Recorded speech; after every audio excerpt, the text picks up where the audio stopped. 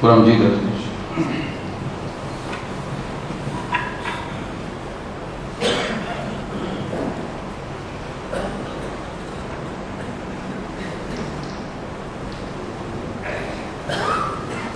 السلام عليكم ورحمة الله وبركاته.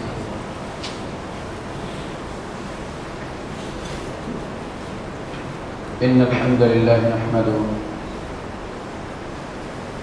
ونستعينه ونستغفره ونؤمن به ونتوكل عليه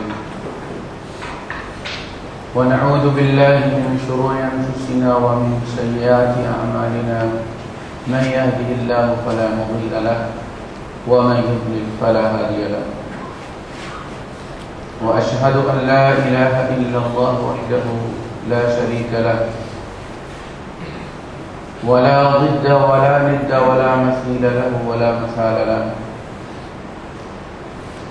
وأشهد أن سيدنا ومولانا ومعلمنا ومرشدنا ومخرجنا من الظلمات إلى النور محمدا عبده ورسوله اللهم صل وسلم عليه وعلى آله وأصحابه وأزواجه وذرياته أجمعين. أما بعد فأعوذ بالله السميع العليم من الشيطان الرجيم. بسم الله الرحمن الرحيم. كل نفس ذائقة الموت وإنما توفون أجوركم يوم القيامة فمن زحزح عن النار وأدخل الجنة فقد فاز وما الحياة الدنيا إلا متاع الغرور. صدق الله العظيم. رب اشرح لي صدري ويسر لي أمري واحلل عقدة من لساني يفقهوا قولي. آمین یا رب العالمین. دنیا کی حقیقت کیا ہے؟ اس زندگی کی حقیقت کیا ہے؟ انسان کی اپنی حقیقت کیا ہے؟ قرآن حکیم ان تین چیزوں کے بارے میں بڑی وضاحت کے ساتھ بیان کرتا ہے، اور اللہ پاک نے اس کی حفاظت کا ذمہ اسی لیے دیا ہے کہ انسان کو ان تینوں چیزوں کے بارے میں مغالطے لگتے رہتے ہیں، کبھی دنیا کے بارے میں، کبھی اپنے بارے میں، کبھی اپنے انجام کے بارے میں. اور اللہ پاک یہ چاہتے ہیں کیونکہ رسالت کا سلسلہ ختم ہو چکا ہے، آخری رسول تشریف لا چکے ہیں، لہذا آخری پیغام کو محفوظ کر دیا گیا ہے تاکہ لوگوں کے پاس اللہ کے خلاف کوئی حجت باقی نہ رہے کہ ہمیں حقیقت ملی نہیں، ہم پر حق واضح نہیں ہوا، ہمیں مولویوں نے دھوکہ دیا، ہمیں فلاں نے دھوکہ دیا. کہا گیا اس کتاب کی موجودگی میں کوئی حجت قبول نہیں کی جائے گی. عام طور پہ ہوتا یہ ہے کہ جب آپ اسی رخ پہ سفر کر رہے ہو جس رخ پہ جہاز سفر کر رہا ہے تو تھوڑی دیر کے لیے آپ کو مغالطہ ہوتا ہے کہ شاید جہاز کھڑا ہے. اسی طرح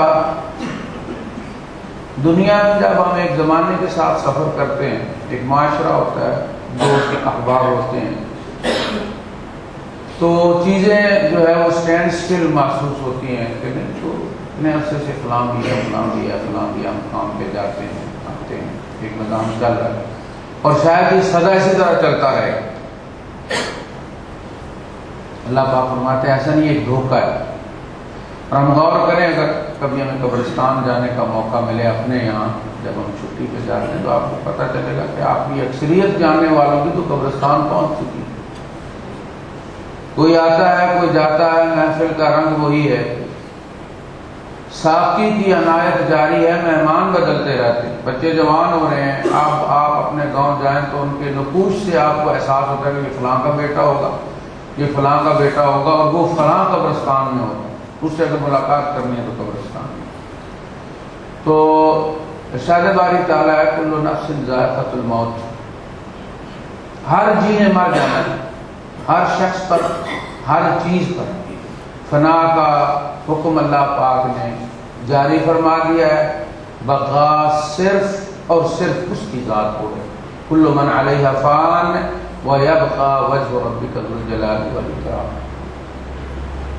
اب جب یہ بات کہی جاتی ہے کہ تم نے مر جانا ہے، موت خود تمہیں آ کے لگے گی، اینما تکونوا یدرککم الموت، تم جہاں کہیں ہوگے موت تمہیں آ کے پا لے گی. تم گارڈز کے اندر گرے ہوئے ہو، بڑے بیریئر لگے ہوئے ہیں، تم بلٹ پروف گاڑی کے اندر ہو، تم جہاں کہیں ہو، یہ موت کی ذمہ داری لگائی گئی ہے کہ تم نے جا کے اس سے ملنا ہے. اگر ہماری ہوتی تو ہم اپوائنٹمنٹ آگے پیچھے کر دیتے. تو موت سے ڈرایا نہیں جا رہا، اس لیے کہ ڈرایا اس چیز سے جاتا ہے کہ جس سے آدمی احتیاط کرے تو بچ جائے. ایکسیڈنٹ سے کسی کو ڈرایا، بڑا برا ایکسیڈنٹ ہوا ہے تو آدمی سپیڈ کم رکھے، لمٹ کے اندر رکھے تو یہ ممکن ہے کہ اس کا ایکسیڈنٹ نہ ہو. اس سے بچنا ممکن ہے احتیاط کے ساتھ. لیکن موت وہ چیز ہے کہ آپ کتنی بھی احتیاط کر لیں وہ ایک سیکنڈ ادھر سے ادھر نہیں ہوتی. تو پھر موت سے ڈرانے کا کیا مقصد ہے؟ کہا یہ گیا ہے کہ مرنا تو ہے، تیاری کرو موت کی. وَلْتَنْظُرْ نَفْسٌ مَا قَدَّمَتْ لِغَدٍ، ہر جان ہر روز یہ چیک کر لیا جائے، روز کا حساب روز کر لیا کرے، جس طرح دکاندار کرتے ہیں.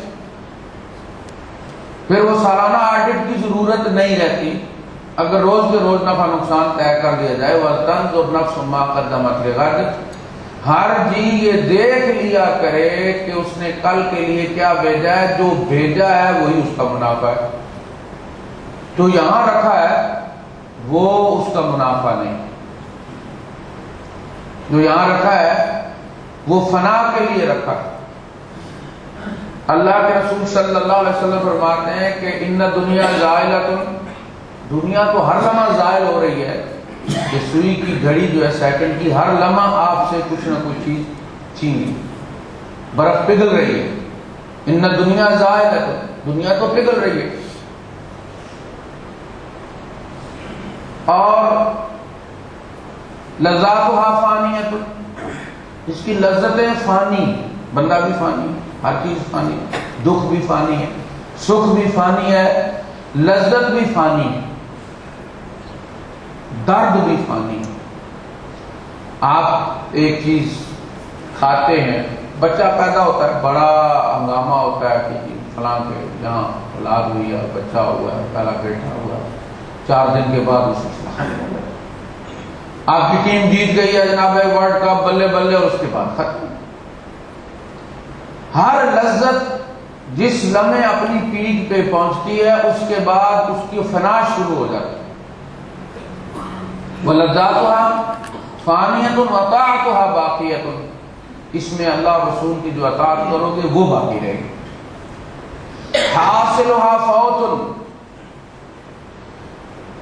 فرماتے ہیں کہ جو کچھ تم اس دنیا میں مشقت کر کے حاصل کرتے ہو وہ فوت ہے، اس کا انجام فوت، بیٹا ہوگا فوت، جاب ہے فوت، مکان ہے فوت، جوانی ہے فوت، حاصلها فوت، جس کو تم حاصل سمجھ رہے ہو، اچیومنٹ سمجھ رہے ہو، کہا اس کا انجام فوت، اس کا انجام حاصلها فوت وآخرها موت۔ تم یہ حاصل ہونے اور جانے، حاصل ہونے اور جانے، ایک بچہ ہے وہ سلپری سی گیند ہے اس کے ہاتھ میں، وہ پکڑتا ہے وہ پھسل جاتی ہے، پھر آگے بڑھتا ہے پکڑتا ہے پھسل جاتی ہے، پکڑتا ہے پھسل جاتی ہے۔ دنیا اسی طرح ہے، حاصلها فوت، ہاتھ آتی ہے نکل جاتی ہے، ہاتھ آتی ہے نکل جاتی ہے، وآخرها موت، یہاں تک کہ پھر اس کا انجام موت۔ یہ موت وہ چیز ہے، آپ کہتے ہیں اس روڈ کے اینڈ کے اوپر ایئر بیس ہے، کہا کہ یہ زندگی کا جو رستہ ہے اس کے آخر پہ موت، جو بھی اس زندگی کے رستے پہ چل رہا ہے، امیر ہے، غریب ہے، بادشاہ ہے، محکوم ہے، وہ اسی اینڈ کو جا کے چھوئے گا، اس کا ڈیڈ اینڈ جو ہے وہ ہے وہ آخرها موت۔ اب جو چیز آپ آگے بھیجیں گے وہ آپ کا منافع ہے۔ دنیا میں آپ جو بھی، ایک پیسہ آپ نے آگے بھیجا ہے وہ آپ کو بچ گیا ہے، جو آپ نے یہاں کروڑوں رکھا ہے وہ آپ کا ہے، وہ آپ کا گھاٹا ہے، اس لیے کہ یہ دنیا خسارے کی جگہ ہے، جو بھی آپ نے انویسٹ کرنا ہے اس کا انجام فوت ہے، اور وہ دونوں صورتوں میں ہوتا ہے۔ ہم چلے جائیں تو بھی ہمارے ہاتھ سے نکل جاتا ہے، وہ تو رسا کا مال ہے، وہ اس میں لڑتے نہیں۔ تو فرمایا کل نفس ذائقۃ الموت وانما توفون اجورکم یوم القیامہ، تمہاری اجرتوں کے لیے ایک دن رکھا گیا ہے، نیکی ہو یا بدی، خیر ہو یا شر۔ دنیا میں شر کا بدلہ بھی نہیں ملتا، خیر کا بدلہ بھی نہیں ملتا۔ وہ ایک صاحب کہتے ہیں کہ کیا ہوا، میری بعض نیکیوں کا صلہ مجھے دنیا میں نہیں ملتا، جیسے ہم کہتے ہیں کہ کسی کے ساتھ نیکی کرو تو وہ نیکی نہیں کرتا، وہ کہتے ہیں میری ڈھیر ساری بدیاں ہیں، ان کا صلہ بھی دنیا میں نہیں ملتا، وہ بھی تو پینڈنگ میں ہے۔ اللہ پاک فرماتے ہیں کہ اگر جس طرح تم خیر فوری مانگتے ہو مجھ سے، ایڑیاں رگڑ رگڑ کے کہ ہمیں خیر کا صلہ یہیں مل جائے، فرمایا اگر ہم شر کا، پھر تو ایک اصول طے ہو گیا نا کہ ٹھیک ہے اب تم جو ہے وہ شاری ہمارے ملازم نہیں ہو، تمہیں ڈیلی ویجز ہو، تمہیں روز کے روز چاہیے نا اجرت، تو پھر شر بھی تمہیں روز کے روز ملے گی۔ وَلَوْ يُؤَاخِذُ اللَّهُ النَّاسَ بِظُلْمِهِمْ مَا تَرَكَ عَلَى ظَهْرِهَا مِنْ دَابَّةٍ اللہ پاک لوگوں کو ان کے گناہوں پر اگر پکڑنا شروع کر دے دنیا میں، زمین پر چلنے والا کوئی نہ چھوڑے۔ فرمایا ان دونوں چیزوں کو ہم نے مؤخر کر کے رکھا ہوا ہے قیامت کے دن تک، تاکہ ہر جی کو اس کے کیے ہوئے کا پورا بدلہ ملے۔ دنیا میں اگر کسی کو کوئی صلہ دے بھی دیا جائے تو وہ پورا نہیں ہوگا۔ ہر انسان کی اچھائی اور برائی میں کچھ لوگ اس کو مدد کرتے ہیں، اس کے دست و بازو بنتے ہیں، اس کو انسپائر کرتے ہیں، اسٹیمولیٹ کرتے ہیں، نیکی یا بدی پر آمادہ کرتے ہیں، اور پھر جب وہ اللہ کے یہاں حاضر ہوگا تو دیکھا جائے گا کہ اس انسان نے بدی کی ہے، لیکن اس کی بدی میں جینس کا کتنا مسئلہ ہے، ماں باپ کی عادات کتنی آئی ہیں، اگر یہ شراب پیتا ہے تو کیا اس کا باپ بھی شراب پیتا تھا اور اس کے ساتھ کوئی اس قسم کا جینیٹیکل معاملہ ہو گیا ہے، یا کچھ لوگ ایسے تھے جنہوں نے اس کو یہ عادت ڈالی ہے۔ ماں باپ کی تربیت میں کمی ہے، باقاعدہ مقدمہ چلے گا، سوسائٹی بھی جواب دہ ہوگی اس کے لیے، ماں باپ بھی جواب دے ہوں گے، اس میں اس کی اپنی جتنی صحیح ہوگی۔ اگر ایک گناہ میں ایک بندے کا 15% کردار ہے تو 15% سزا ملے گی، باقی سزا دوسروں پہ۔ دنیا میں تو وہ سزا اسی بندے کو ملتی ہے۔ اسی طرح نیکی کا معاملہ ہے، بہت سارے لوگوں کے ذریعے اللہ پاک نے ہدایت دی، ان کو بھی صلہ دیا جائے گا۔ وَإِنَّمَا تُوَفَّوْنَ أُجُورَكُمْ يَوْمَ الْقِيَامَةِ۔ اس کے بعد کامیابی کا ایک واضح معیار دیا گیا ہے کہ یہ معیار تمہاری نظروں سے اوجھل نہ ہو جائے۔ یہ بالکل آپ کے سامنے رہنا چاہیے۔ جس طرح جس بندے کی اسپیڈو میٹر کی سوئی خراب ہو تو نرا تجربہ کام نہیں آتا، بعض دفعہ وہ کیمرہ دیکھ کے جب رفتار کم کرتا ہے تو 120 اگر لوا تو بعض دفعہ 80 پہ بھی لے جاتا ہے، کیونکہ سامنے سوئی کوئی نہیں ہے، تجربے کی بنیاد پر وہ کام کر رہا ہے۔ قرآن حکیم انسان کو اس طرح نہیں چھوڑتا، ہر چیز کو واضح بالکل سامنے اس کے ڈیش بورڈ پہ رکھتا ہے، یہ چیزیں تمہارے سامنے رہنے چاہیے، اس لیے کہ دنیا فتنوں سے بری ہوئی ہے، یہاں قدم قدم پہ ایکسیڈنٹ ہو رہے ہیں، جنتی جہنمی بن رہے ہیں، جہنمی جنتی بن رہے ہیں۔ یمسی مومنا ویصبح کافرا، شام کو مومن ہوگا صبح کافر ہوگا، ویصبح مؤمنا ویمسی کافرا، صبح مومن ہوگا شام کو کافر ہو جائے گا۔ یہ قرآن حکیم تمہارا نصب العین ہونا چاہیے۔ نصب العین کا مطلب یہ ہے وہ چیز جس پہ نظر ٹکی ہوئی۔ فرمایا فمن زحزح عن النار وادخل الجنة فقد فاز، جو آگ سے بچا لیا گیا اور جنت میں داخل کر دیا گیا وہ جیت گیا۔ تو ہار اور جیت کا اعلان قیامت کے دن ہونا ہے۔ دنیا ہار اور جیت کی جگہ نہیں ہے، یہ دارالعمل ہے، یہاں تو ریس ہے، رکاوٹوں والی ریس ہے۔ آپ کو بیریئرز کے اوپر سے بھی جانا ہے اور یہ بیریئرز اونچے ہوتے رہتے ہیں، جو سکل زیادہ ہوتی ہے، آپ کو پتہ ہے جو وہ ماہر ہوتے جاتے ہیں، اونچا جمپ لگانے والے ریکارڈ قائم کرنے کے لیے وہ بیریئر اونچا ہوتا رہتا ہے۔ اسی طرح جو شخص جتنا متقی ہوگا اس کا بیریئر بھی اتنا اونچا ہوگا۔ انبیاء کا سب سے اونچا ہوتا ہے، اس لیے ذرا سی بھی لغزش ہو جائے تو اللہ پاک فوراً ایکشن لیتے ہیں۔ اسی طرح متقین جو لوگ ہیں وہ ایسا نہیں کہ عام آدمی کے بیریئر جتنا ان کا بیریئر ہوتا ہے، ان کا بیریئر بھی اس لحاظ سے ہوتا ہے۔ یہ بیریئر اونچے ہوتے چلے جا رہے ہیں اور تمہیں یہ ریس جیتنی ہے۔ فمن زحزح عن النار وادخل الجنة فقد فاز۔ تو ہار اور جیت کا ایک معیار یہ ہوا کہ ہمیں آگ سے بچنا ہے، جنت میں جانا ہے۔ ایک آدمی نے یہاں کروڑوں اکٹھا کر لیا ہے لیکن آگ میں داخل ہو گیا ہے، قارون کی طرح، فرعون کی طرح، نمرود کی طرح، شداد کی طرح، ناکام ہو گیا۔ اور ایک آدمی کے یہاں جوتا بھی پاؤں میں نہیں ہے، کھجور کی ایک گٹھلی کے عوض اللہ پاک نے اس کو آگ سے بچا لیا۔ حضور نے فرمایا اپنے اور آگ کے درمیان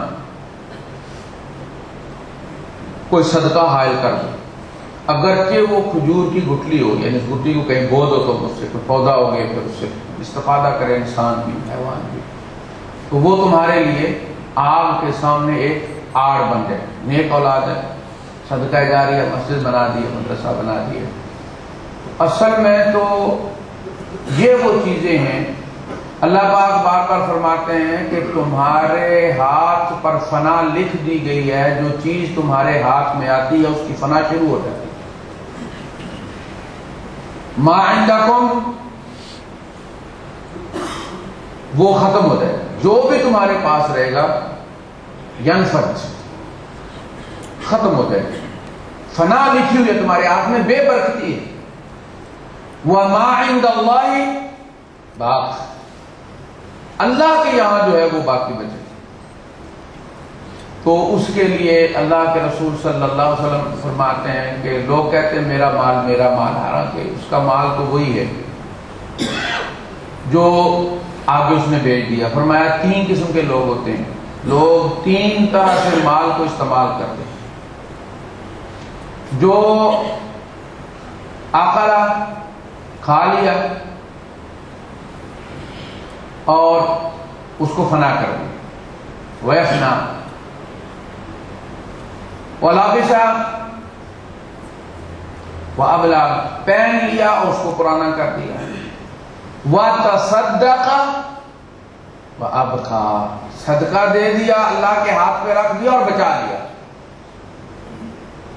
کھا لیا، ختم کر دیا، جو چیز آپ کے اندر چلی جاتی ہے کتنی بھی نفیس کیوں نہ ہو، وہ صرف 2-4 منٹ کے بعد قید کی شکل میں بھی اگر واپس آ جاتی ہے تو انسان اس کو چھو نہیں سکتا۔ کتنی کراہت، اس کا جرم کیا ہے کہ انسان کے اندر چلی گئی ہے۔ انسان جب اللہ پاک سے کٹ جائے تو اس کی حقیقت یہ ہے کہ حیوانات میں بھی وہ نچلے درجے پہ پہنچ جاتا ہے۔ حیوانات سے زیادہ استفادہ کیا جا سکتا ہے بنسبت انسان کے، اگر صرف حیوان کی نظر سے دیکھا جائے۔ آپ کو پتا ہے حیوانات کے گوبر سے لوگ اپلے تھاپتے ہیں، اس سے چولہا جلاتے ہیں، توا گرم کرتے ہیں، روٹی پکتی ہے، ہانڈی پکتی ہے۔ انسان کے فضلے کے ساتھ یہ ہو سکتا ہے؟ کتنا مکروہ ہے، یعنی آپ تصور نہیں کر سکتے۔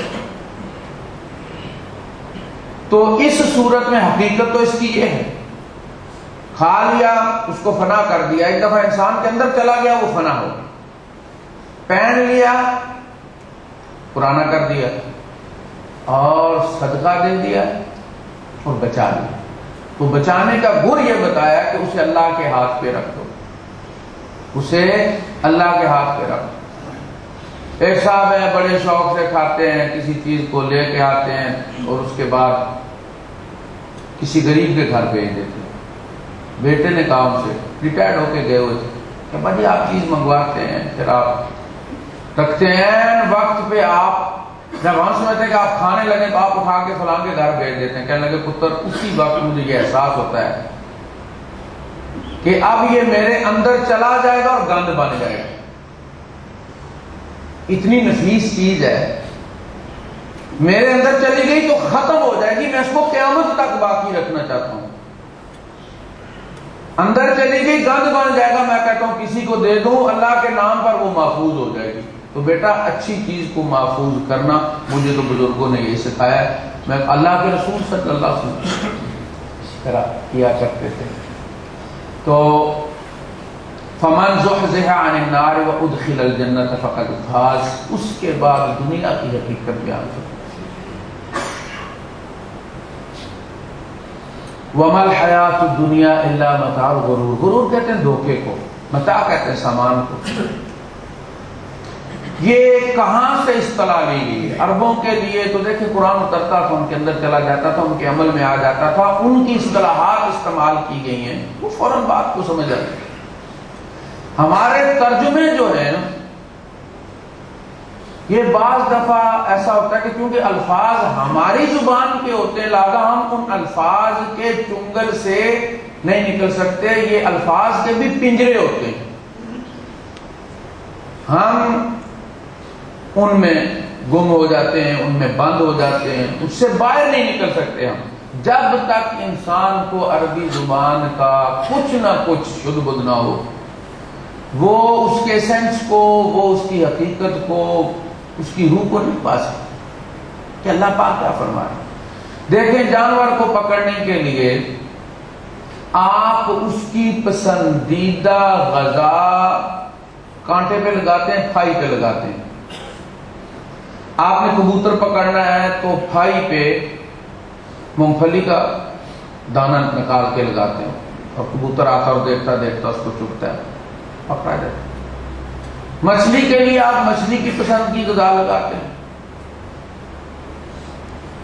مرغی کے لیے آپ مرغی کی پسند کی چیز جو ہے باجرہ یا دانے ٹوکرے کے نیچے آپ ڈالتے ہیں، وہ جب کھانے اندر جاتی ہے آپ پھینک لیتے ہیں، پکڑ لیتے ہیں. چڑیوں کو اسی طرح پکڑتے ہیں. جو چیز آپ کسی کو پکڑنے کے لیے استعمال کرتے ہیں، دھوکہ دیتے ہیں اس کو کہ اس میں اس کی زندگی ہے جبکہ اس میں اس کی موت ہوتی ہے. اللہ پاک فرماتے ہیں دنیا وہ متاع ہے. یہ پھائی پہ لگا ہوا دانا ہے، جو منہ مارتا ہے اس کی گردن پھنس جاتی ہے. وَمَا الْحَيَاةُ الدُّنْيَا إِلَّا مَتَاعُ الْغُرُورِ. اور شیطان انسان کی پسند کے مطابق دانا لگاتا ہے. کوئی عورت والے دانے میں پھنس جاتا ہے. حضرت عمر بن خطاب رضی اللہ تعالیٰ عنہ فرماتے ہیں کہ نماز اور روزہ انسان کی عادت بن جاتی ہے، عبادت سے نکل کر عادت بن جاتی ہے اور عادت کا شعور انسان کو نہیں رہتا. وہ غیر شعوری طور پر انسان کرنا شروع ہو جاتا ہے. فرماتے ہیں الصلاۃ عادۃ والصوم عادۃ. بہت سارے لوگ ایسے ہیں کہ نماز ان کی عادت بن گئی ہوتی ہے، روزہ ان پر عادت بن گئی. وَدِينُ الْمَرْءِ یعرف باثنتین. اور انسان کے دین کا اندازہ دو چیزوں سے لگایا جا سکتا ہے، نماز اور روزے سے نہیں لگایا جا سکتا. المرأة والمال. عورت اور مال، ان سے انسان کے دین کا پتہ چلتا ہے کہ اس کی ڈیپتھ کتنی ہے، دین کی گرفت کتنی ہے اس پر. وہ جسے کہا کہ ایمان مجھے روکے ہے تو کھینچے ہے مجھے کفر. دین میں کشش نہیں ہے، کشش کفر کے اندر ہے. دین کا کام بریک لگانا ہے. دیکھیں جو چیز آپ کو نظر آ رہی ہے کشش تو اس میں ہوتی ہے نا. ایک عورت آپ دیکھ رہے ہیں، ایک عورت کا صرف آپ کے پاس یولا ہے، وہ جس کو دیکھ رہا ہے آدمی وہ تو اس کشش تو اس کے اندر ہے. زُيِّنَ لِلنَّاسِ حُبُّ الشَّهَوَاتِ مِنَ النِّسَاءِ وَالْبَنِينَ وَالْقَنَاطِيرِ الْمُقَنطَرَةِ مِنَ الذَّهَبِ وَالْفِضَّةِ وَالْخَيْلِ الْمُسَوَّمَةِ وَالْأَنْعَامِ وَالْحَرْثِ. یہ چیزیں انسان کے دل میں فوراً کھب جاتی ہیں کیونکہ سامنے ہوتی ہیں. آخرت وعدوں کا نام ہے، وعدے کی بنسبت جو چیز. لہذا دین بریک کا کام کرتا ہے، ایمان بریک کا کام کرتا ہے اور کشش کفر میں ہوتی ہے. تو وہ کہتا ہے کہ ایمان مجھے روکے ہے تو کھینچے ہے مجھے کفر. کعبہ میرے پیچھے ہے، کلیسا میرے آگے. کعبے کا کام بندے کو برائی سے روکنا ہے، بریک لگانی. کلیسا کھینچتا ہے، کفر کھینچتا ہے انسان. تو کہا گیا کہ یہ جو دنیا کی زندگی ہے اس میں شیطان ان تمام عوامل کو استعمال کرتا ہے تمہارے خلاف. ہمیشہ غور کیا کرو کہ یہ پھائی کا دانہ تو نہیں. وہ جب وعدے اپنے سجاتا ہے، آپ یہی وعدہ کرتے ہیں نا مچھلی کو کہ ابھی تم یہ کانٹا کھا جاؤ گی، اس کے اوپر جو لگا ہوا ہے تکلا ہے، پھر تم بڑی موٹی تازی ہو جاؤ گی، سارا دن تم کو بھوک نہیں لگے گی. لیکن ارادہ یہی ہے کہ پھر میں اس کو کھا لوں گا تو مجھے بھوک نہیں لگے گی. شیطان اسی طرح کہتا ہے تم یہ کرو گے پھر تمہاری اولاد جوان ہو جائے گی، پتر وکیل بن جائے گا، پھر تمہاری کوٹھی ہوگی جناب والی ڈیفنس ہاؤسنگ اسکیم میں، پھر تم ٹانگ پہ ٹانگ رکھ کے بڑے بڑے لوگ آیا کریں گے تمہارے پاس فیصلے کروانے کے لیے. تم چودھری بن کے بیٹھو گے اور ہو سکتا ہے کہ چودھری صاحب کا صندوق یہاں سے جائے اور جائے بھی براہ راست سیدھا. فلائٹ لیٹ ہو گئی ہے، اس نے جنازے کا ٹائم ہو گیا، سیدھا قبرستان جائے، کوٹھی دیکھنے بھی نصیب نہ ہو. یہ شیطان جو ہے یہ مختلف چیزیں استعمال کرتا ہے اور بندے کی کمزوری کو وہ جانتا ہے کہ اس بندے کو کس طرح میں نے مارنا ہے. دیکھیں شیطان نے زمین و آسمان کے چپے چپے پر سجدے کیے. اللہ کو آپ کو معلوم تھا کہ یہ سجدے مجھے نہیں کیے جا رہے، یہ کرسی کو کیے جا رہے ہیں. کرتا ایسے. روایات میں آتا ہے کہ سینکڑوں سال اس بندے نے حاملین عرش جو ملائکہ ہیں ان کو یہ درس دیتا رہا. پھر ساتھ میں آسمان والوں کو، چھٹے آسمان والوں کو، یہ خطیب الملائکہ مشہور ہے، فرشتوں سے خطاب کرنے والا. جب اللہ پاک کی عظمت بیان کیا کرتا تو فرشتے غش کھا کے گر پڑتے. اللہ پاک کو اس کی کمزوری معلوم تھی کہ کرسی اس کی کمزوری ہے. جب اس کے امتحان کا وقت آیا سجدے کرتا رہا. اللہ پاک نے فرمایا جی میں نے زمین میں ایک جگہ باقی بچتی تھی، ویکینسی تھی خلیفہ والی، میں نے پر کر دیا. اس نے کہا پھر سجدہ میں نے بھی نہ کیا. اس کی کمزوری کرسی تھی، اس لیے اس نے کہا فَبِمَا أَغْوَيْتَنِي، تو نے جس ویک پوائنٹ سے کام لے کر مجھے اصلاح دیا ہے، مجھے ایکسپوز کر دیا ہے تو نے، میں قسم کھا کے کہتا ہوں میں اسی طرح ان انسانوں کے بھی کمزور جو ان کے پوائنٹس ہیں، کمزوریاں، میں ان سے کھیلوں. فَبِمَا أَغْوَيْتَنِي، حالانکہ اللہ پاک نے یہ فرمایا تھا کہ میں نے زمین میں ایک خلیفہ جو ہے وہ بنا دیا ہے، میں کمال بھیجوں گا، وہ نافذ کروائے گا. تو چونکہ وہ 2 نمبر ہونا چاہتا تھا، وہ وائسرائے بننا چاہتا تھا، میں نے اتنی قربانیاں دی ہیں تو اللہ کی خاطر تو اس نے دی نہیں تھی. کتنے سالوں کے بعد اللہ پاک نے اس کو آزمایا ہے. اسی طرح اگر اللہ پاک ہم کو آزمانے لگ جائے تو ہم سب کے جو کمزوریاں ہیں اللہ پاک کے علم میں موجود ہیں. جس دن کوئی انسان اپنے ایمان پر زیادہ، اپنے تقوی پر زیادہ بھروسہ کر لیتا ہے کہ میں تو اپنے تقوی کی بنیاد پر بچا ہوا ہوں، اب میرے اوپر شریعت لاگو ہونا کوئی ضروری نہیں. شریعت تو ان کے لیے جن کا ایمان کمزور ہے، نظر پلید ہے، دل گندا ہے، لہٰذا ان پر یہ پردے کی کمزوریاں جو ہے وہ پابندیاں ہونی چاہیے. میں تو بڑا بزرگ آدمی ہوں، مجھ سے جو ہے وہ کسی نے کیا پردہ کرنا ہے اور مجھ سے پردے کی ضرورت کیا ہے. اس دن وہ اس کا شکار ہوگا. لہذا ہمیں حقیقت یہ بتائی گئی ہے کہ دیکھو تمہارے اندر یہ تمہارے ویک، یہ جو ہے نا زُیِّنَ لِلنَّاسِ حُبُّ الشَّهَوَاتِ مِنَ النِّسَاءِ، یہ ہمارے کمزور پہلو ہیں. اللہ پاک ارشاد فرمایا کہ شیطان جب بھی تم کو پکڑے گا تمہاری ان میں سے کسی کمزوری کے ذریعے پکڑے گا. تم پہلے ہی مائل رہتے ہو اس طرف.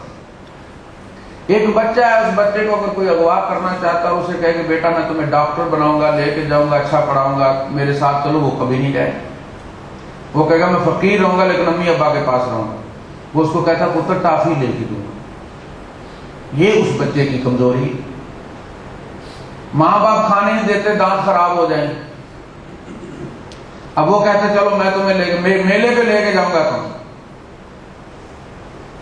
اغوا کر لیتے. اسی طرح بڑوں کے ساتھ بھی وہ کرتے. اسے پتا ہے کہ ہماری کمزوریاں کیا ہیں. بار کا بار کہا گیا کہ تم اپنی کمزوریوں پہ نظر رکھو. ذرا سا بھی اگر تم بھول چوک ہو گئی تم سے اور تمہارے اوپر نسیان طاری ہو گیا تو تم اس کا شکار ہو جاؤ گے. اس لیے کہ شیطان کے یہاں بھی چھٹی کوئی نہیں ہے کہ چلو جس دن شیطان چھٹی پہ ہوگا ہم بھی ریسٹ کر لیں گے، اس دن ذرا ایزی ہو جائیں گے. اس کی کوئی چھٹی نہیں ہے، اس کی کوئی ٹائمنگ نہیں ہے. یہ آپ کے ساتھ کھاتا ہے، آپ کے ساتھ پیتا ہے، آپ کے گھر میں رہتا ہے، آپ کے ساتھ جاگتا ہے، آپ کے ساتھ سوتا ہے. حدیث میں الفاظ ہے کہ جب انسان سوتا ہے تو شیطان تلیاں اٹھتا ہے، میرے ہاتھ سے نکل. تھوڑی دیر اور اگر رہتا کوئی جھوٹ بلوا لیتا، کوئی غیبت کروا لیتا، کوئی چوری کروا لیتا. سو گیا تو ہاتھ سے نکل گیا اس لیے کہ قلم چلنا بند ہو گیا، مرفوع قلم ہو گیا. اب خواب میں اس سے ڈھیروں گناہ بھی کروا لوں تو وہ ریکارڈ میں نہیں آئیں گے کیونکہ قلم اٹھا لیا گیا ہے. لہذا دشمن ہمارا وہ ہے جس کے یہاں چھٹی کوئی نہیں ہے، نہ سرکاری، نہ کسی کے مرنے پر، نہ کسی کے پیدا ہونے پر، نہ قائد اعظم کی پیدائش کی چھٹی ہے، نہ مرنے کی چھٹی ہے، نہ علامہ اقبال کے جینے کی چھٹی کرتا ہے، نہ مرنے کی چھٹی کرتا ہے، نہ محرم کی چھٹی کرتا ہے، نہ عید کی چھٹی کرتا ہے. بلکہ ان چھٹیوں کے دنوں میں وہ اوور ٹائم لگاتا ہے. ساری ساری رات ہٹ فلمیں چلتی ہیں، شرابیں پی جاتی ہیں. یہ چھٹی کے دن ہوتے ہیں، ان دنوں میں وہ زیادہ کام کرتا ہے. تو یہ بات ہمارے مد نظر رہنی چاہیے کہ ہم کمرہ امتحان میں بیٹھے ہوئے ہیں اور ایک دن آئے گا یہ پیپر ہم سے لے لیا جائے گا، ہم اس پہ ایک سبحان اللہ نہیں لکھ سکیں گے، الحمدللہ نہیں لکھ سکیں گے، اللہ اکبر نہیں لکھ سکیں گے۔ آج وقت یہ زبان قلم ہے، اور دین کی حالت یہ ہے کہ میں نے عرض کیا تھا کہ دنیا تو آپ بڑی مشقت کے ساتھ سالوں کی محنت کے بعد مکان بناتے ہیں، اور وہ بھی ضروری نہیں کہ رہنا نصیب ہو، لیکن آخرت کا معاملہ یہ ہے کہ آپ زبان سے کہتے ہیں ہو جاتا ہے۔ یرید اللہ بکم الیسر، اللہ پاک تمہارے لیے آسانی چاہتے ہیں، فَسَنُيَسِّرُهُ لِلْيُسْرَى، ہم آسانی اس کے لیے آسان کر دیتے ہیں۔ کا مقصد یہ ہو کہ ہم نیکی اس کے لیے آسان کر دیتے ہیں۔ نیکی آسان ہے، گناہ مشکل، ضمیر پہ بھی بوجھ ہے، کرنے میں چھپ چھپا کے بھی کرنا پڑتا ہے کہ کوئی دیکھے نہ۔ اور اگر کوئی آدمی یہ کہے کہ میرے فلاں جگہ 10 مکان ہو جائیں گے، 5 مکان، 1 کوٹھی، ڈبل سٹوری کوٹھی، 1 کنال کی کوٹھی، ہو جائے گا؟ نہیں۔ لیکن ایک انسان کہتا ہے سبحان اللہ و بحمدہ عدد خلقہ، اللہ پاک کی اتنی تسبیح و تحمید جتنی اس کی مخلوق ہے وہ ہو جائے، وزنت عرش، اس کے عرش کا جتنا وزن ہے اتنی اللہ کی تعریف لکھ لی جاتی ہے، آپ کے پلڑے کا وزن اتنا ہو گیا۔ ومداد کلمات، ورضا نفس، جتنا وہ چاہتا ہے کہ اس کی تعریف کی جائے اتنی تعریف اللہ پاک کی۔ دیکھیں کتنا آسان ہے، آپ نے کہہ دیا ادھر ہو گیا۔ دنیا میں کبھی ایسا ہوتا ہے؟ نہیں ہوتا۔ لہذا اتنی آسانی کے باوجود، اور یہ آسانی اس لیے رکھی گئی ہے کہ ہمارا دشمن بہت تجربے کار دشمن ہے، بہت کمیٹڈ دشمن ہے ہمارا، اس نے آنکھوں سے دیکھ کر آگ لی ہے، اسے پتہ نہ جتنی محنت کروں گا اتنی زیادہ اور شدید آگ مجھے ملے گی، لیکن محنت کرتا ہے۔ اور کہیں احادیث کی کتابوں میں اور قرآن میں یہ ریفر نہیں ہے کہ شیطان معافی مانگے گا اور آگ کو دیکھ کر پچھتائے گا۔ انسان وہاں دعائیاں دے گا، وہ توبہ کرے گا، وہ کہے گا یا مالک لیقضی علینا ربک، اے مالک سفارش کر اپنے رب سے ہماری جان لے لے، ہمیں مار دے، موت دے دے ہمیں۔ شیطان نہیں کرے گا، اس لیے کہ اس نے آنکھوں سے دیکھا ہے آگ کو، بیٹھا ہے، سوچا، اس نے فیصلہ کیا ہے کہ ٹھیک ہے مجھے یہ آگ منظور ہے، لیکن حسد کی وہ آگ جو میرے اندر جل رہی ہے مجھے وہ قبول نہیں۔ اتنا کمیٹڈ دشمن ہو اور اتنے ڈھیلے ہم ہوں۔ اللہ کے رسول صلی اللہ علیہ وسلم فرماتے ہیں کہ میں نے جنت سے بہترین کوئی چیز ایسی نہیں دیکھی کہ جس کا طالب سویا ہوا ہو۔ جنت جیسی بہترین چیز اور اس کی طلب رکھنے والا سویا ہوا ہے، اور جہنم سے زیادہ خطرناک چیز میں نے کوئی نہیں دیکھی کہ جس سے بچنے والا بھی سویا ہوا ہے۔ جہنم جیسی چیز سر پہ کھڑی ہو اور آدمی سو جائے، خبردار رہنا چاہیے، ہوشیار رہنا چاہیے کہ ایک لمحے میں کہیں ادھر سے ادھر نہ ہو جائے۔ اور جنت کی طلب ہے، لیکن ہمارا اور پروگرام ہے۔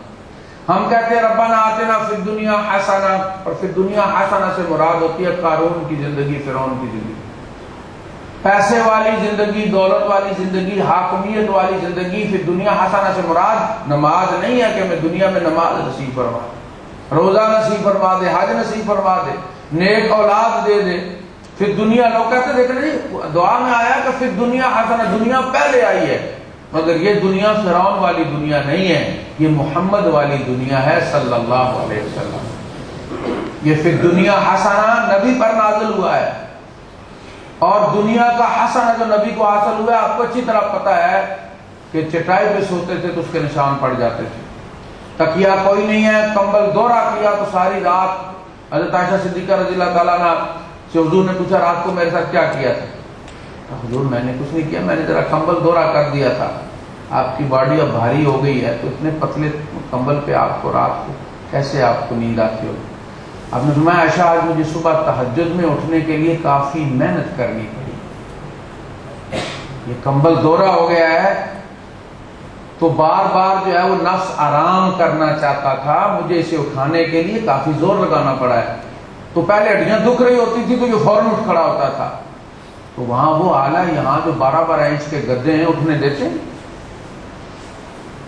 تو پھر دنیا حسنہ سے مراد ہم یہ لیتے ہیں کہ ہم جئیں تو فرعون کی زندگی جئیں لیکن جو ہی مرے تو موسیٰ علیہ السلام کا انجام ہمارا منتظر، وفی الآخرۃ حسنہ، دنیا فرعون کی، انجام موسیٰ علیہ السلام کا، یہ ممکن ہی نہیں ہے، اگر رستہ فرعون کا ہے تو منزل بھی فرعون والی ہوگی، رستہ موسیٰ علیہ السلام والا ہے تو منزل بھی موسیٰ علیہ السلام والی ہوگی، یہ ہے دنیا کی حقیقت، یہ جس کو ملی ہے اللہ کے رسول صلی اللہ علیہ وسلم کی آپ دعائیں دیکھیں، اللہ پاک میں اس چیز کے شر سے بھی تیری پناہ چاہتا ہوں جو تو نے مجھے دے دیے،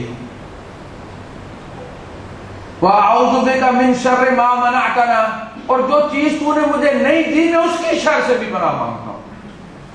کوئی چیز جب مل جاتی، حسن مل جاتا ہے نیرا فتنہ، پیسہ مل جاتا ہے نیرا فتنہ ہے، عہدہ اتھارٹی مل جاتی ہے نیرا فتنہ ہے، اس کی شر سے بچنا، اور نہ ملے پیسہ تو بھی فتنہ ہے، تو بھی فتنہ ہے، اس کی خاطر پھر لوگ چوریاں کرتے ہیں، اس کی خاطر لوگ کرپشن کرتے ہیں، تو جو چیز نہیں ملی، اولاد نہیں ہے، مل گئی ہے تو بھی شر ہے، پتہ نہیں اس کو نیکی پہ لگا سکوں گا یا نہیں لگا سکوں گا، اس کی اپنی سائیڈ ایفیکٹ ہے، اس کے سائیڈ ایفیکٹ سے، اور جو چیز اللہ پاک تو نے روک لی ہے مجھے عطا نہیں کی، میں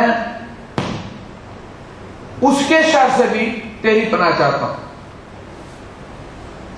اولاد نہیں ہوئی، اولاد حاصل کرنے کے لیے در بدر جانا، قبروں پہ سجدے کرنا، خاک کھانا، عورت کو ان چرسیوں کے پاس بھیج دینا، تعویذ لینے کے لیے وہ عورت کی عصمت لوٹ لیتے ہیں، اس کو بیٹا مل جاتا ہے، یہ ہے طلب اولاد کی، کہ جب وہ عورت دیکھتی ہے کہ میرا شوہر اولاد کی خاطر دیوانہ ہوا جا رہا ہے، ساس میری 2 سال کے بعد ان ساسوں کو تختے توے پہ کھڑی ہو جاتی ہیں، اولاد میں دوسری شادی کراؤں گی، بیٹے کو میں دوسری شادی کرواؤں گی، وہ پھر گھر بسانے کے لیے وہ عورت پیروں کے پاس جاتی ہے۔ میں نے ایسے لوگ بھی دیکھے ہیں کہ جو خود توحیدی ہیں لیکن عورت کو اتنا تنگ کیا ہوا اولاد کے لیے کہ وہ آخر کار کہیں نہ کہیں، پھر ڈوبتا آدمی ہر جگہ ہاتھ پاؤں مارتا ہے، وہ پھر آگے پیچھے ہاتھ پاؤں مارتے، کسی سے تعویذ پکڑو، کسی کے پاس جا کے پھونک مرواؤ، کسی سے منہ میں تھکواؤ، کسی سے کیا کرو، کسی سے کیا کرو، اس لیے کہ مجھے کہیں نہ کہیں سے بچہ مل جائے، اس خبیث کا منہ بند ہو جائے، اس کی ماں کا منہ بند ہو جائے، یہ مائیں اور یہ شوہر اس قسم کے دھکیل کے، تو یہ وہ فتنے ہیں کہ مل گیا ہے تو بھی فتنہ ہے، نہیں ملا تو بھی فتنہ ہے، امیر ہے تو بھی فتنہ ہے، غریب ہے تو بھی فتنہ ہے۔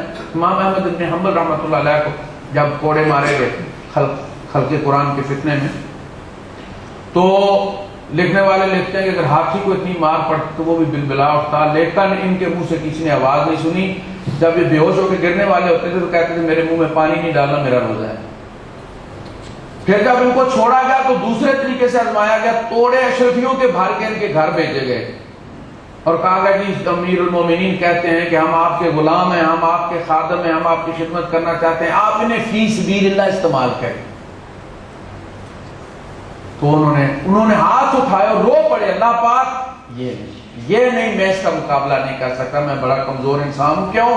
وہاں میرا نفس میرے ساتھ، جب کوڑے لگ رہے تھے نا، میں اور میرا نفس بالکل ایک جان تھے، دونوں نفرت کر رہے تھے اسے، مگر اب یہاں میرا نفس توڑوں کی طرف چلا گیا، ہمارے اندر پھوٹ پڑ گئی ہے، یہ کہتا ہے، یہ مشورے دے رہا کہ لے لو، فلاں کو دے دو گے، فلاں کو دے دو گے، فلاں نظر تیری نیچی ہو جائے گی امیر المومنین کے سامنے، پیٹ کسی اور کا بھر جائے گا، تو میں اس فتنے کے قابل نہیں ہوں۔ تو دونوں صورتوں میں یہ فتنہ ہے، مل جائے تو بھی، جس کو ملی ہوئی ہے وہ بیچارہ اکیلا، اس کا نفس اس طرف چلا گیا ہے، جس کو نہیں ملی ہوئی وہ اس کا نفس اس کے ساتھ ہے۔ تو ہر صورت میں یہ دنیا فتنہ ہے، یہ پھائی پہ لگا ہوا دانا ہے، شیطان اس کو استعمال کرتا ہے ہمیں پھنسانے کے لیے اور اللہ کی نظروں میں ناکام کرنے کے لیے، اور قیامت کے دن یہ تانا دینے کے لیے کہ آپ نے میرے اتنے سجدے دیکھے اور مجھے ایک سجدے کی بنیاد پر آپ نے رد کر دیا۔ ایک سجدہ نہیں کیا تھا، وہ بھی آدم علیہ السلام کو نہیں کیا تھا، اللہ کو اس نے آج تک انکار نہیں کیا۔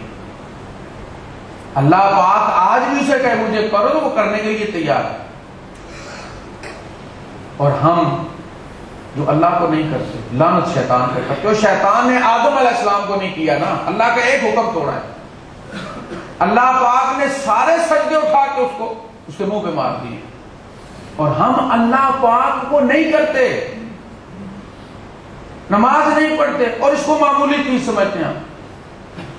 مسلمان نے کبھی خیال بھی نہیں گزرا کہ ایک سجدے کی بنیاد پر شیطان کے وہ تمام سجدے جس کی گواہی حضور دیتے کہ زمین و آسمان کے چپے چپے پہ شیطان نے سجدے کیے ہوئے ہیں، وہ الغنی ہماری بڑی سے بڑی نیکی بھی اس کے لیے کوئی اہمیت نہیں رکھتی، وہ نیکی ہمارے اپنے فائدے کے لیے، ہمارے بڑے سے بڑے گناہ اس کے لیے کوئی نقصان کا باعث نہیں ہے، اسے کوئی تکلیف نہیں ہے، تکلیف ہوگی تو ہم ہی تو ہوگی، وہ تو ہماری ہر چیز سے الغنی۔ عبادات کے زور پر کوئی شخص بھی اللہ کو oblige نہیں کر سکتا۔ توحید ایک ایسا نقطہ ہے جس کی اہمیت اللہ پاک کی نظروں میں۔ اللہ پاک ارشاد فرماتے ہیں نبیوں کا ذکر کرنے کے بعد وَلَوْ أَشْرَكُوا لَحَبِطَ عَنْهُمْ مَا كَانُوا يَعْمَلُونَ، یہ سارے نبی بھی اگر شرک کرتے تو میں سب کے یہ اعمال جو میں نے کوٹ کیے اتنی محنت کی میں اٹھا کر پھینک دوں۔ لَحَبِطَ عَنْهُمْ وَلَقَدْ أُوحِيَ إِلَيْكَ وَإِلَى الَّذِينَ مِنْ قَبْلِكَ لَئِنْ أَشْرَكْتَ لَيَحْبَطَنَّ عَمَلُكَ، اے نبی ہم آپ کی طرف بھی اور آپ سے پہلوں کی طرف بھی وہی کر چکے کہ اگر شرک کیا تم نے تو میں یہ سارے اعمال تمہارے حبط کر دوں۔ تو نیکی کی بنیاد پر کوئی شخص یہ سمجھے کہ جی میں اتنا بڑا نیک ہو گیا ہوں کہ اگر میرے منہ سے نکلے یہ جو بے تکلفی ہے اللہ پاک کے ساتھ، وہ الغنی۔ حضرت بلے شاہ فرماتے ہیں کی بھروسہ اس اشنائی دا ڈر لگتا ہے بے پرواہی کا، یعنی اللہ پاک تیرے ساتھ اتنے زیادہ کلوز ہونے کا آخر فائدہ کیا بھروسہ ہے ہمیں؟ وقت آتا ہے جب تو بے پرواہ ہو جاتا ہے۔ پھر انہوں نے کوٹ کیا ہے یحییٰ تیرا توحیدی بندہ تھا، اس نے کتنی تیری توحید بیان کی تھی، اور تو دیکھتا رہا اس کا سر کاٹ کے پلیٹ میں رکھ کے کنجری کے حوالے کر دیا۔ اللہ پاک زکریا تیرا کتنا کلوز آدمی تھا، آرے سے چیر دیا گیا، آرا دوسری طرف نکل گیا، تو نے پھر بھی مداخلت نہیں کی، اور ہر 2-4 بولوں کے بعد کہتے ہیں ڈر لگتا ہے بے پرواہی۔ رونگٹے کھڑے ہو جاتے ہیں کہ اللہ پاک بے پرواہ ہے، وہ الصمد ہے، وہ دیکھ رہا ہوتا ہے اور اس کے نبیوں کو چیرا جائے، مداخلت نہیں کرتا۔ تو کوئی آدمی اپنی عبادت کے زوم میں بے تکلف ہونے کی کوشش نہ کرے اللہ پاک کے ساتھ۔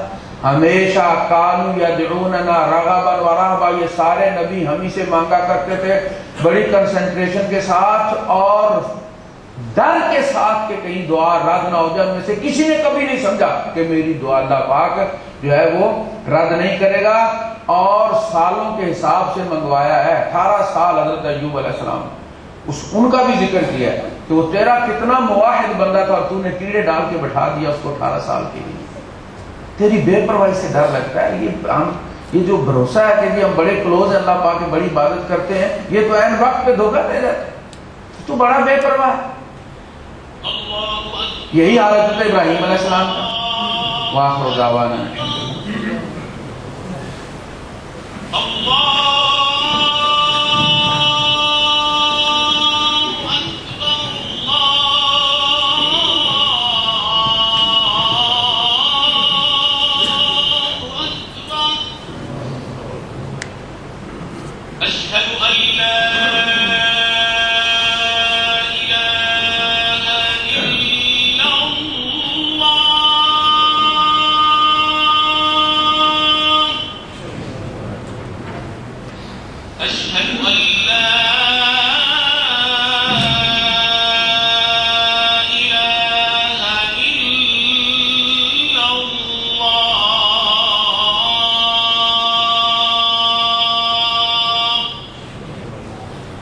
أشهد أن محمدا رسول الله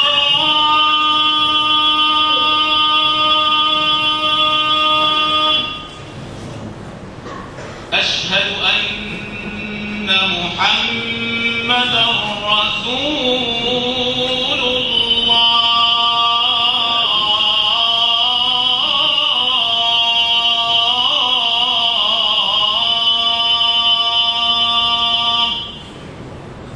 حي على الصلاة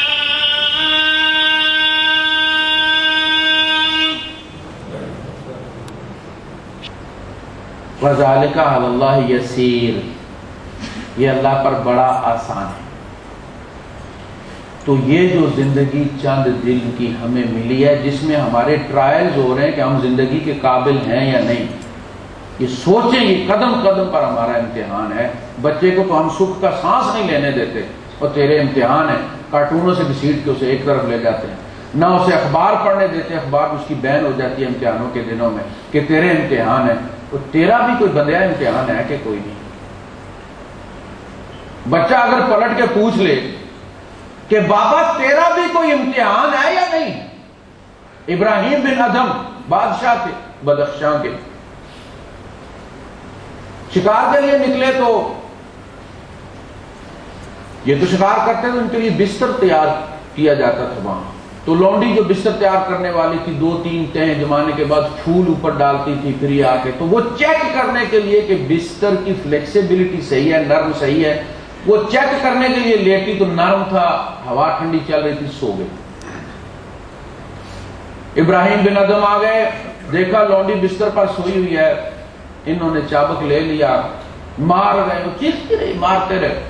تھوڑی دیر کے بعد اس نے ہنسنا شروع کر دیا، ہسٹیریا جیسے ہو جاتا ہے، کہہ لگانے لگی، تمہیں بڑا تعجب ہوا، کہا بھی تمہیں کیا ہوا؟ کہنے لگی ابراہیم میں تو ایک گھڑی اس پر بستر پر سوئی ہوں، میری چمڑی اتر گئی ہے، اور تیری تو زندگی گزر گئی ہے اس بستر پر، تیرے ساتھ کیا ہوگا؟ پلٹ کے بدخشاں واپس نہیں گئے، بادشاہی چھوڑ دیے، کسی کو بھیج دیا ہے، خود اللہ اللہ کرنے لگ گئے ہیں۔ مسئلہ یہ ہے کہ تیرا بھی امتحان ہے بندیا کہ کوئی نہیں۔ وآخر دعوانا الحمدللہ رب العالمین۔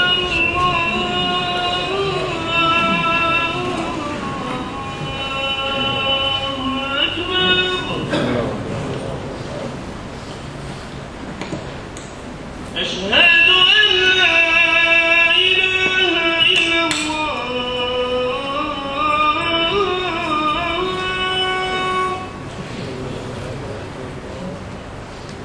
أشهد أن لا إله إلا الله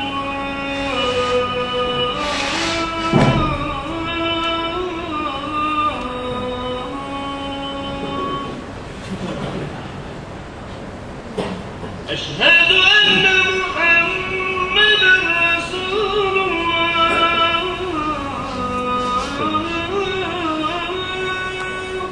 کب پہنچیں گے؟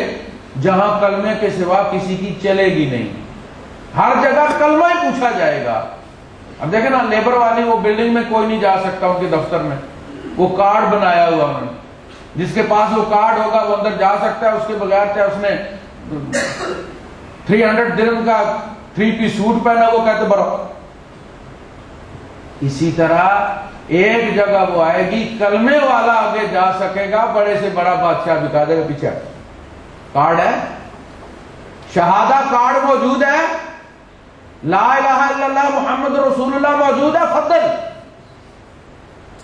اندر جا کے حساب کتاب ساری باتیں اندر جا کے ہوں گی، لیکن قبر میں یہی سب سے پہلے یہی تو طے ہوگا۔ قبر میں فتنۃ القبر جس کو حضور نے فرمایا ہے، ہو سکتا ہے دنیا نے اس کو حاجی نمازی کر کے اور اخبارات میں بڑے بڑے آرٹیکل آئے اس کے بارے میں، اور ٹی وی پہ بڑی سلائیڈیں چلی کہ بہت نیک آدمی ہے، لیکن قبر میں جا کے فیل ہو گئے۔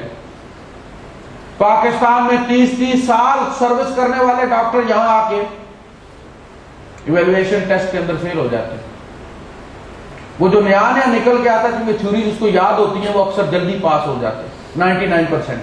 وہ جو تجربے کار ہوتے ہیں لیڈی ریڈنگ اسپتال والے، وہ فیل ہو جاتے ہیں، ان کے پاس تجربہ آتا ہے، تھیوریز بھول چکے ہوتے ہیں۔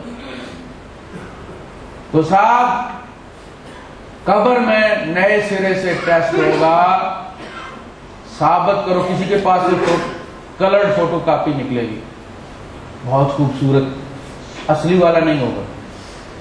سب سے پہلی منزل دنیا کی آخری منزل، آخرت کی سب سے پہلی منزل، سب سے پہلے آپ کا بورڈنگ کارڈ وہاں چیک ہوگا، تم کس لیول کے ہو، کلمہ ثابت ہوگا، اگلے دروازے کھل جائیں گے، لاؤنج میں بھیج دیا جائے گا، جنت کی کھڑکی کھول دی جائے گی، فرمایا حور آئے گی، اس کے گلے میں خوبصورت ہار ہوگا، بندے کا ہاتھ، بندہ بے ساختہ ہو کے ہاتھ بڑھائے گا، ہاتھ لگے گا، ہار ٹوٹ جائے گا، موتی بکھر جائیں گے، وہ ساری کر کے چننا شروع کرے گا، دونوں چن رہے ہوں گے کہ قیامت آ جائے گی۔ یہ ہے خبر، لیکن مومن کے لیے۔ وآخر دعوانا الحمدللہ۔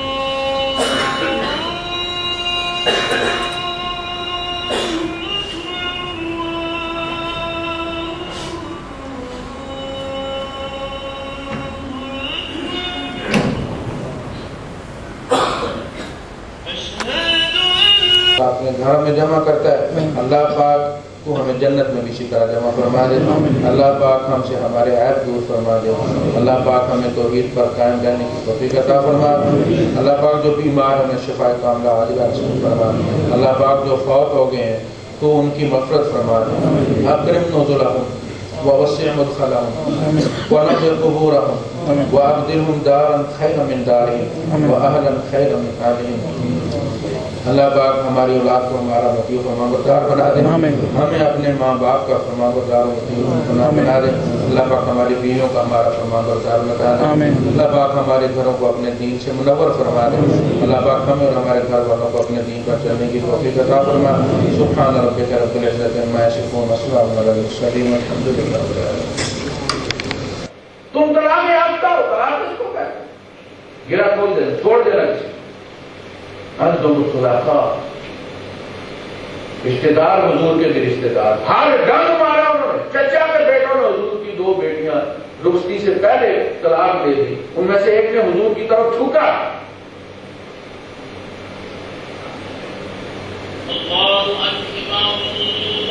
حضور نے سے بھی مانگا۔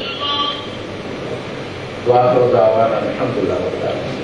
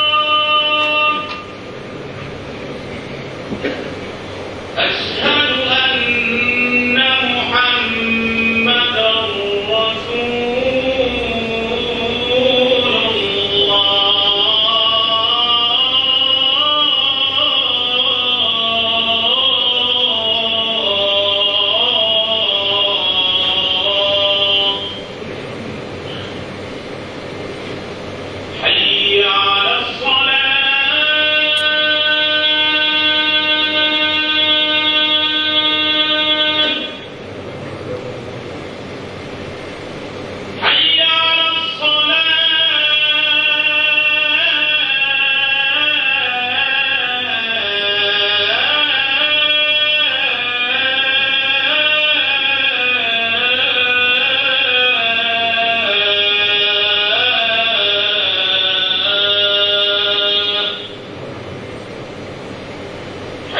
يا